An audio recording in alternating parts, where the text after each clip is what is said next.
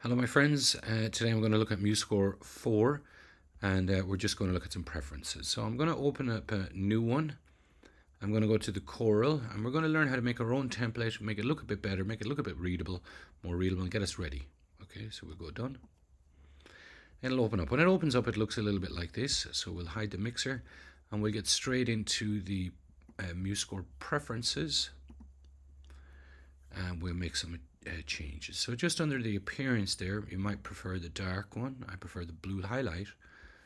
I prefer this color, that grey color, and I prefer the 7th background, which will change the page from being white to this kind of nice shaded yellow. It makes it a little bit easier for me to read.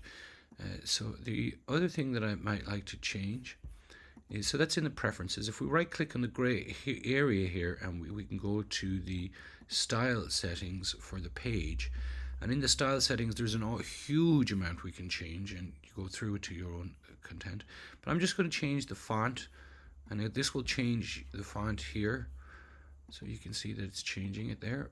And so I just find that this Muse Jazz is a little bit more legible for my eyes. You can also change the staff length.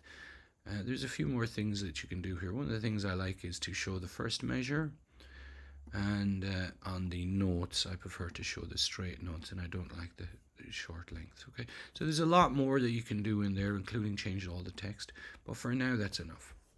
The last thing I want to do, or one of the last things, I want to right click on the staff line. I'm going to right click here to highlight it till it goes blue, and then I'm going to go to the staff properties, and there's a few things we can change in here. So I'm going to change the line distance to 1, and you'll see this growing.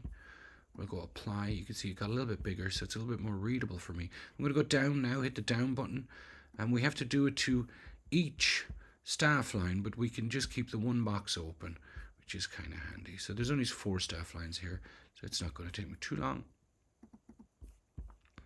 Now there is another thing that we can do in here, but we can only do it once we've the notes written in. So once you have the notes written in, you can highlight all the notes and you can actually change them so as they have their pitch names, which is quite nice. So we can have a look at that now in a minute. Okay, so I'll go apply and we go okay.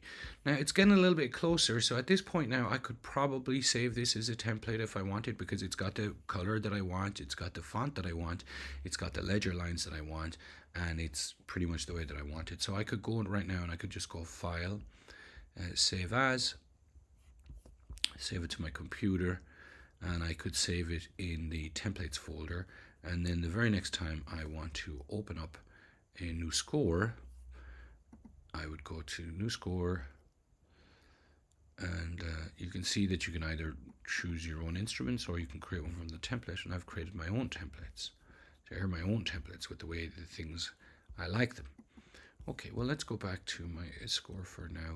Oh, actually we're not in that one, aren't we not? Let's go back to my score for now, and I'm just going to put in some notes.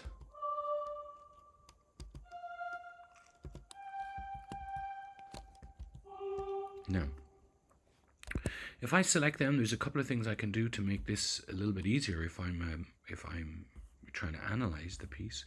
So firstly, what I can do is I can go into the instruments panel and I can hide the staff lines I'm not interested in to make it a little bit more readable. That's useful. Another thing that I can do, so I'm just going to turn on the alto for a minute, and I'm going to put a couple of notes in the alto.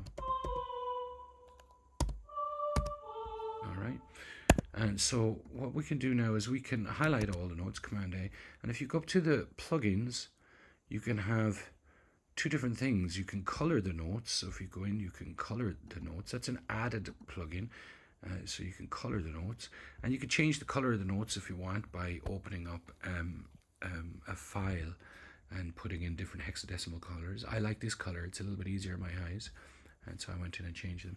Another thing you can do once the notes are written in is you can right click and you can go into the staff properties, and you can go into that section, the advanced style section. You can change them so now they have the pitch names.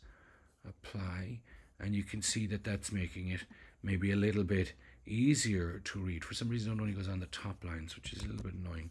You can lastly select all the notes. You can go to plugins and you can see that you also you should have one arranger tools. You have the note names, so you can add the note names, and what that'll do is it'll add the note names directly above note heads, which might be a little bit cleaner. It's up to yourself how you prefer it. Okay, my friends, so that's it, what I wanted to show you.